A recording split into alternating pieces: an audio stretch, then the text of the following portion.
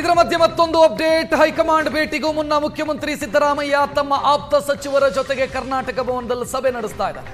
Doctor G Parameshwar, KJ George, Mahadevappa ಇವರೆಲ್ಲ ಸಭೆಯಲ್ಲಿದ್ದಾರೆ. MB Patil ಸೇರಿ ಕರ್ನಾಟಕ ಭವನಕ್ಕೆ ಈಗ ಡಿ ಕೆ ಶಿವಕುಮಾರ್ ಹೋಗ್ತಾ ಇದ್ದಾರೆ. ಅದಕ್ಕೂ ಮುಂಚಿತವಾಗಿ ಅಲ್ಲ, ತಮ್ಮ ಆಪ್ತ ಸಚಿವರ ಜೊತೆಗೆ ನಿನ್ನೆ ಅವ್ರ ಜೊತೆಗೆ ವಿಶೇಷ ವಿಮಾನದಲ್ಲಿ ಬಂದಂತ ಸಚಿವರು ಪರಮೇಶ್ವರ್ ಅವರು, ಜಾರ್ಜ್ ಅವರು, ಎಂಬಿ ಪಾಟೀಲು ಇವರೆಲ್ಲರೂ ಕೂಡ ಒಂದು ಮೀಟಿಂಗ್ ಮಾಡ್ತಾ ಇದ್ದಾರೆ. ಆಗಲೇ ಎಂಬಿ ಪಾಟೀಲ್ ಹೇಳಿದರು, ಬ್ರೇಕ್ಫಾಸ್ಟಿಗೆ ಹೋಗ್ತಾ ಇದ್ದೀವಿ ಅಂತ. ಬ್ರೇಕ್ಫಾಸ್ಟ್ ಜೊತೆಗೆ ಮಾಡ್ತೀವಿ. ಬ್ರೇಕ್ಫಾಸ್ಟ್ ಮೀಟಿಂಗ್ ಇದು, ಬ್ರೇಕ್ಫಾಸ್ಟ್ ಚರ್ಚೆ ಆಗ್ತಾ ಇದೆ.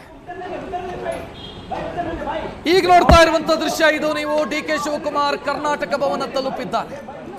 ನಿನ್ನೆ ದೆಹಲಿಗೆ ಬಂದಂತ ಡಿ ಕೆ ಶಿವಕುಮಾರ್ ತಮ್ಮ ಖಾಸಗಿ ನಿವಾಸದಲ್ಲಿದ್ದರು, ತಮ್ಮ ವೈಯಕ್ತಿಕ ಅಪಾರ್ಟ್ಮೆಂಟ್ ಅಲ್ಲಿ ಸ್ಟೇ ಆಗಿದ್ರು. ಈಗ ಅವರು ಕರ್ನಾಟಕ ಭವನಕ್ಕೆ ಬರ್ತಾ ಇದ್ದಾರೆ, ಬಂದಿದ್ದಾರೆ, ಬಂದು ತಲುಪಿದ್ದಾರೆ. ಕರ್ನಾಟಕ ಭವನಕ್ಕೆ ಬರೋದಕ್ಕಿಂತ ಮುಂಚಿತವಾಗಿ ಸುವರ್ಣ ನ್ಯೂಸ್ಗೆ ಎಕ್ಸ್ಕ್ಲೂಸಿವ್ ದೃಶ್ಯಗಳು ಸಿಕ್ಕಿರೋದು ಮತ್ತು ಅವರು ಮಾತನಾಡಿರೋದು ಮಾತು ಕೇವಲ ಕರ್ನಾಟಕ ಭವನಕ್ಕೆ ಹೋಗ್ತೀನಿ ಅನ್ನೋದಕ್ಕೆ ಸೀಮಿತವಾಗಿ. ಮುಖ್ಯಮಂತ್ರಿ ಆಗ್ತೀರಾ, ಮುಖ್ಯಮಂತ್ರಿ ಬದಲಾಗ್ತಾರಾ, ಯಾವ ಪ್ರಶ್ನೆಗೂ ಉತ್ತರ ಕೊಡ್ಲಿಲ್ಲ ಡಿ ಕೆ ಶಿವಕುಮಾರ್. ಬದಲಾಗಿ ನಗು ಮಾತ್ರ ಇತ್ತು. ಇಲ್ಲ ಅಂತಾದ್ರೆ ಈ ಪ್ರಶ್ನೆಗಳು ಬಂದಾಗ ಹೈಕಮಾಂಡ್ ನಿರ್ಧರಿಸುತ್ತೆ ಉತ್ತರ ಬರುತ್ತೆ ಸಾಮಾನ್ಯವಾಗಿ. ಇವತ್ತು ಅದೂ ಇಲ್ಲ, ಕೇವಲ ನಗುವಷ್ಟೇ ಉತ್ತರ ಆಗಿತ್ತು ಡಿ ಕೆ ಶಿವಕುಮಾರ್.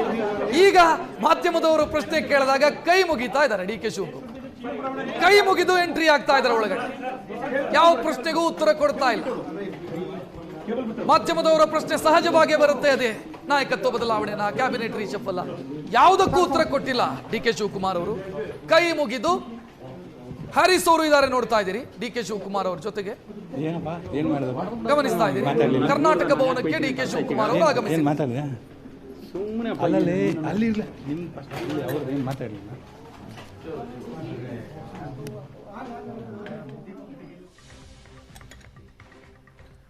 ಕರ್ನಾಟಕ ಭವನಕ್ಕೆ ಬರೋದಕ್ಕಿಂತ ಮುಂಚಿತವಾಗಿರುವಂತಹ ದೃಶ್ಯ ಇದು. ಅಂದ್ರೆ ಹೊರಟಂತ ದೃಶ್ಯ, ಅವರ ಮನೆಯಿಂದ ಹೊರಟಂತ ದೃಶ್ಯ. ಆ ವೇಳೆ ಮಾತನಾಡಿದ್ರು, ಕರ್ನಾಟಕ ಭವನಕ್ಕೆ ಹೋಗ್ತೀನಿ ಅನ್ನೋದಷ್ಟೇ, ಬೇರೆ ಯಾವ ಪ್ರಶ್ನೆಗೂ ಉತ್ತರ ಕೊಡಲಿಲ್ಲ. ಕರ್ನಾಟಕ ಭವನಕ್ಕೆ ತಲುಪಿದಾಗಲೂ ಕೂಡ ಮಾಧ್ಯಮದವರು ರೆಡಿ ಇದ್ರು. ಪ್ರಶ್ನೆ ಕೇಳಿದಾಗ ಉತ್ತರ ಕೊಡಲಿಲ್ಲ ಡಿ ಕೆ ಶಿವಕುಮಾರ್.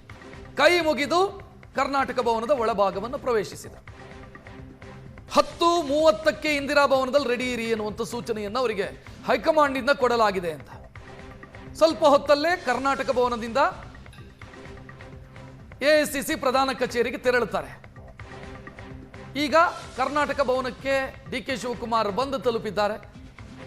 ಸಿದ್ದರಾಮಯ್ಯ ಅವರು ಅಲ್ಲಿ ಪ್ರತ್ಯೇಕ ಸಭೆಯನ್ನು ತಮ್ಮ ಆಪ್ತ ಸಚಿವರ ಜೊತೆಗೆ ಮಾಡ್ತಾ ಇದ್ದಾರೆ, ಮಾತುಕತೆಯನ್ನು ಮಾಡಿದ್ದಾರೆ, ಬ್ರೇಕ್ಫಾಸ್ಟ್ ಮೀಟಿಂಗು. ಈಗ ಡಿ ಕೆ ಶಿವಕುಮಾರ್ ಕೂಡ ಅದೇ ಕರ್ನಾಟಕ ಭವನಕ್ಕೆ ಬಂದಿದ್ದಾರೆ.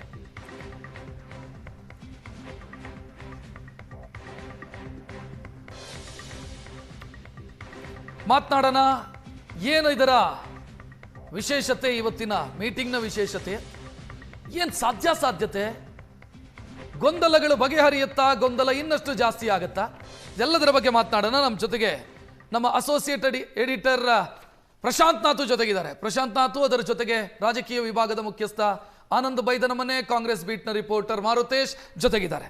ನಾನು ನಿಮ್ಮಿಂದಲೇ ಶುರು ಮಾಡ್ತೀನಿ. ಗೊಂದಲ ಜಾಸ್ತಿ ಆಗುತ್ತಾ, ಗೊಂದಲ ಬಗೆಹರಿಯುತ್ತಾ ಅಂತ ಪ್ರಶ್ನೆ ಇರೋದೀಗ. ರಕ್ಷತ್, ಅದು ಸಭೆ ಹೇಗೆ ನಡೆಯುತ್ತೆ ಅನ್ನೋದ್ರ ಮೇಲೆ ಡಿಪೆಂಡ್ ಆಗಿರುತ್ತೆ. ನೋಡಿ, ಗೊಂದಲ ಕಳೆದ 6 ತಿಂಗಳಿನಿಂದ ನಿಶ್ಚಿತವಾಗಿ ಕಾಂಗ್ರೆಸ್ನ ಒಳಗಡೆ ಅಲ್ಲ, ಪಬ್ಲಿಕ್ ಡೊಮೇನ್ನಲ್ಲೂ ಕೂಡ ದೊಡ್ಡ ಮಟ್ಟದ ಗೊಂದಲ ಇದೆ. ಸಿದ್ದರಾಮಯ್ಯನವರು ಮುಖ್ಯಮಂತ್ರಿಯಾಗಿ ಮುಂದುವರಿತಾರಾ, ಡಿ ಕೆ ಶಿವಕುಮಾರ್ ಜಾಗಕ್ಕೆ ಬರ್ತಾರಾ, ಅಥವಾ ಬ್ಲ್ಯಾಕ್ ಹಾರ್ಸ್ ರೀತಿಯಲ್ಲಿ, ಡಾರ್ಕ್ ಹಾರ್ಸ್ ರೀತಿಯಲ್ಲಿ ಮಲ್ಲಿಕಾರ್ಜುನ್ ಖರ್ಗೆ, ಪರಮೇಶ್ವರ ಜಾಗಕ್ಕೆ ಬಂದು ಕೊಡ್ತಾರಾ, ಈ ಎಲ್ಲ ಚರ್ಚೆಗಳು, ಪರ್ಮ್ಯುಟೇಷನ್ಸ್, ಕಾಂಬಿನೇಷನ್ಸ್ಗಳನ್ನು ನಾವು ಚರ್ಚೆ ಮಾಡಿದ್ದೀವಿ.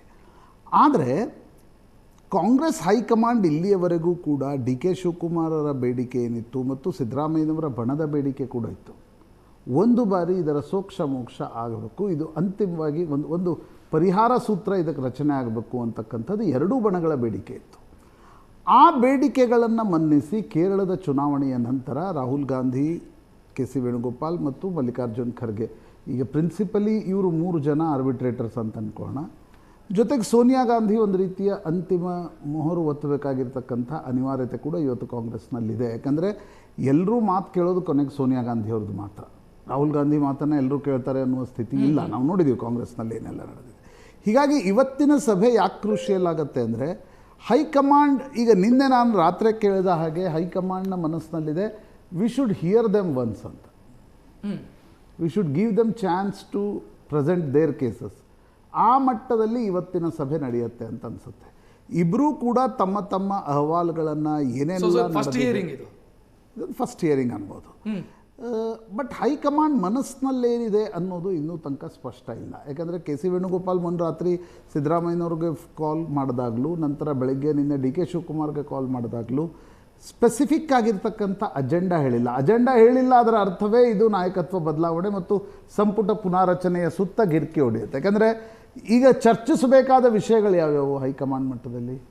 ಒಂದು GBA ಚುನಾವಣೆ ಇನ್ನೂ ಅನೌನ್ಸ್ ಆಗಿಲ್ಲ, ಡೇಟ್ ಅನೌನ್ಸ್ ಆಗಿಲ್ಲ. ಹೀಗಾಗಿ ಇಷ್ಟು ತರಾತುರಿಯಲ್ಲೇ ನಾವು ಸಭೆ ನಡೆಸಬೇಕಾದ ಅವಶ್ಯಕತೆ ಇರಲಿಲ್ಲ.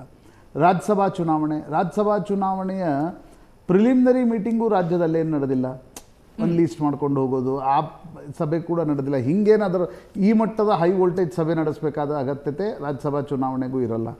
ಉಳಿದಿರ್ತಕ್ಕಂಥ ಎರಡು ವಿಷಯಗಳು ಯಾವುವು? ಒಂದು ನಾಯಕತ್ವ ಬದಲಾವಣೆ, ಇನ್ನೊಂದು ಸಂಪುಟ ಪುನಾರಚನೆ. ನಾಯಕತ್ವ ಬದಲಾವಣೆ ಡಿ ಕೆ ಶಿವಕುಮಾರ್ ಹಠ, ಸಂಪುಟ ಪುನಾರಚನೆ ಮಾಡಿ ಅನ್ನೋದು ಸಿದ್ದರಾಮಯ್ಯನವರ ಅಹವಾಲು. ಸೊ ಈ ಎರಡು ವಿಷಯಗಳ ಬಗ್ಗೆ ಚರ್ಚೆ ನಡೆಯುತ್ತೆ ಅನಿಸುತ್ತೆ. ಒಂದು ಮುಕ್ತ ಫ್ರೀ ವೀಲಿಂಗ್ ಡಿಸ್ಕಷನ್ ಏನಂತಾರೆ ಅದನ್ನು ನಾವು ಇವತ್ತು ನಿರೀಕ್ಷಿಸ್ಬೋದು. ಅದರ ಅರ್ಥ ಇವತ್ತೇನೋ ಒಂದು ನಿಷ್ಕರ್ಷೆಗೆ ಹೈಕಮಾಂಡ್ ಬಂದುಬಿಡುತ್ತೆ. ಹೈಕಮಾಂಡ್ ಮನಸ್ಸಿನಲ್ಲಿ ನಿಶ್ಚಿತವಾಗಿ ಏನೋ ಒಂದು ಫೈಸ್ಲಾ ಇದ್ದೇ ಇರುತ್ತೆ ರೀ. ಹೈಕಮಾಂಡ್ ಇಲ್ಲ ನಿಮ್ಮನ್ನು ಕೇಳ್ತೀವಿ ಆಮೇಲೆ ನಿರ್ಧಾರ ತೆಗೆದುಕೊಳ್ತೀವಿ ಅನ್ನೋದೇನಿಲ್ಲ. ನೀವು ಹೇಳೋದು ತೀರ್ಪು ಬರೆದಿಟ್ಟಾಗಿದೆ, ವಾದ ಪ್ರತಿವಾದ ಕೇಳೋದು, ವಾದ ಪ್ರತಿವಾದವನ್ನು ಕೇಳ್ತಾರೆ. ಅದಾದಮೇಲೆ ಹೆಂಗೆ ತೀರ್ಮಾನ ತೆಗೆದುಕೊಳ್ತಾರೆ, ಭಾಳ ಈಗ ನೀವು ಕೇಳಿದ್ರೆ ಏನಾಗಬಹುದು ಮುಂದೆ ಅಂತ, ಅದು that depends on the reactions of D K Shivakumar and Siddaramaiah. ಒಂದು ವೇಳೆ ಪ್ರತಿಕೂಲ ನಿರ್ಣಯಗಳನ್ನು ತೆಗೆದುಕೊಂಡಾಗ ಯಾರ್ದಾರ ಒಬ್ಬರದ ಅನುಕೂಲ ಇರುತ್ತೆ, ಒಂದು ಪ್ರತಿಕೂಲ ಇರುತ್ತೆ. ಅವರು ಹೆಂಗೆ ರಿಯಾಕ್ಟ್ ಮಾಡ್ತಾರೆ ಅನ್ನೋದು ಮುಂದಿನ ರಾಜಕೀಯವನ್ನು ನಿರ್ಧರಿಸುತ್ತೆ ಅನ್ಸುತ್ತೆ.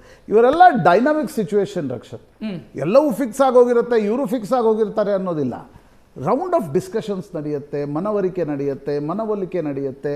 ಅದು ಯಾವ ರೀತಿ ಯಾವ ನಿರ್ಣಯವನ್ನು ಹೈಕಮಾಂಡ್ ತೆಗೆದುಕೊಳ್ಳುತ್ತೆ ಅನ್ನೋದ್ರ ಮೇಲೆ ಡಿಪೆಂಡ್. ಎಸ್ ಆನಂದ್, ಹೇಗೆ ರೀಡ್ ಮಾಡ್ತೀರಿ ಇದನ್ನು, ಈ ಬೆಳವಣಿಗೆ? ಯಾಕಂತಂದ್ರೆ ಸಚಿವರುಗಳಿಗೆ ಸ್ಪಷ್ಟತೆ ಇಲ್ಲ. MB ಪಾಟೀಲ್ ಬೆಳಗ್ಗೆ ಮಾತಾಡಿ ಯಾಕೆ ಕರೆದಿದ್ದಾರೆ ಗೊತ್ತಿಲ್ಲ, ಕರೆದಿದ್ದಾರೆ ಹೋಗ್ತಾ ಇದ್ದೀವಿ ಅಂತ ಅವ್ರು ಹೇಳಿದ್ದನ್ನೇ ಸತ್ಯ ಅಂತ ಭಾವಿಸ್ಕೊಂಡು ಕೇಳ್ತಾ ಇದ್ದೀನಿ, ಇದನ್ನು ನಮಗೆ ಗೊತ್ತಿಲ್ಲ ಅಂತ. ಎಸ್, 2025 ನವೆಂಬರ್ 20ಕ್ಕೆ ಅಧಿಕೃತವಾಗಿ ಸರ್ಕಾರ ಬಂದು 2.5 ವರ್ಷ ಆಗುತ್ತೆ. 21ಕ್ಕೆ ಶಾಸಕರ ಪರೇಡ್ ದೆಹಲಿಯಲ್ಲಿ ನಡೀತದೆ. ದೆಹಲಿಯಲ್ಲಿ ನಡೆದ ಪರೇಡ್ ನಡೆದಾಗಲೇ ಒಂದೊಮ್ಮೆನಾದರೂ ಕೂಡ ನಾಯಕತ್ವ ಸಂಬಂಧಪಟ್ಟಾಗಿ ಅಂತಿಮ ನಿರ್ಧಾರವನ್ನು ಸಿದ್ದರಾಮಯ್ಯ ತೆಗೆದುಕೊಳ್ಳುವುದಿದ್ದರೆ ಅವತ್ತೇ ಒಂದು ಸ್ಪಷ್ಟವಾಗಿರ್ತಕ್ಕ ಸಂದೇಶ, ಸೂಚನೆ ಏನಾದರೂ ಕೊಡ್ತಾಯಿದ್ರು. ಆದರೆ ಆ ಸಂದರ್ಭದಲ್ಲಾಗಿರ್ತಕ್ಕಂಥ ಡೆವಲಪ್ಮೆಂಟು, ನಂತರದಲ್ಲಿ ನಾನು ದೇವರಾಜ ಅರಸು ಅವರ ದಾಖಲೆಯನ್ನು ಮುರಿಬೇಕು ಅಂತಕ್ಕಂಥದ್ದು, ಬಜೆಟ್ ಮಾಡಬೇಕು, ಅಧಿವೇಶನ, ಕೇರಳ ಚುನಾವಣೆ, ಈ ಎಲ್ಲ ಸಂದರ್ಭಗಳಲ್ಲೂ ಸಿದ್ದರಾಮಯ್ಯ ಒಟ್ಟಾರೆ ಬಾಡಿ ಲ್ಯಾಂಗ್ವೇಜು ಮತ್ತು ಅವರ ಒಟ್ಟಾರೆ ಆ್ಯಟಿಟ್ಯೂಡ್ ಮತ್ತು ಅವರ ಹಿಂದಿರ್ತಕ್ಕಂಥ ವ್ಯಕ್ತಿಗಳಂದರೆ ಸಚಿವರುಗಳ ನಾಯಕರ ಒಟ್ಟಾರೆ ಲೆಕ್ಕಾಚಾರವನ್ನು ಗಮನಿಸಿದ್ರೆ ಈ ನಾಯಕತ್ವ ಬದಲಾವಣೆಗೆ ಸಂಬಂಧಪಟ್ಟಾಗಿ ಅವರು ಯಾವುದೇ ಅಂತಿಮ ನಿರ್ಧಾರ ತೆಗೆದುಕೊಂಡಂಗೆ ಕಾಣ್ತಾ ಇಲ್ಲ. ಹಾಗಾಗಿ ಇವತ್ತು ನಡೀತಕ್ಕಂಥ ಸಭೆಯಲ್ಲೂ ಕೂಡ ಒಂದೊಮ್ಮೆನಾದರೂ ಕೂಡ ಹೈಕಮಾಂಡ್ ನಾಯಕತ್ವ ಬದಲಾವಣೆ ಅಂತ ಅತ್ಯಂತ ಪ್ರಮುಖವಾದ ವಿಚಾರ ಚರ್ಚೆ ಮಾಡಿದ್ದೆ. ಆದರೆ ಒಂದಷ್ಟು ಟೈಮ್ ತೆಗೆದುಕೊಳ್ತಕ್ಕಂಥ ಸಾಧ್ಯತೆಗಳು ಹೆಚ್ಚಾಗಿದೆ. ತಕ್ಷಣದಲ್ಲಿ ಯಾವುದೇ ನಿರ್ಧಾರಗಳು ಆಗೋದಿಲ್ಲ. ಆ ಕಾರಣಕ್ಕಾಗಿ ತಮ್ಮ ಜೊತೆ ಇರ್ತಕ್ಕಂಥ ಸಚಿವರುಗಳ, ನಾಯಕರುಗಳ ಅಭಿಪ್ರಾಯಗಳನ್ನು ಆಲಿಸಬೇಕಾಗಿರ್ತಕ್ಕಂಥ ಹಿನ್ನೆಲೆಯಲ್ಲಿ ಒಂದಷ್ಟು ಟೈಮ್ ತೆಗೆದುಕೊಳ್ತಾರೆ. ಹಾಗಾಗಿ ಇವತ್ತಿನ ಸಭೆ ಎಲ್ಲವೂ ಕೂಡ ಅಂತಿಮ ಆಗಲ್ಲ. ಒಂದು ತೀರ್ಮಾನಕ್ಕೆ ಮುಂಚಿತವಾಗಿ ತೆಗೆದುಕೊಂಡಿರ್ತಕ್ಕಂಥ ಒಂದು ಸರ್ಕಸ್ ಆಗುತ್ತೆ ಹೊರತು. ಎಸ್ ಆನಂದ್, ಈಗ ಮತ್ತೊಂದು ಬ್ರೇಕಿಂಗ್ ಅಪ್ಡೇಟ್ ಇದೆ ವಿಚಾರಕ್ಕೆ ಸಂಬಂಧಿಸಿ.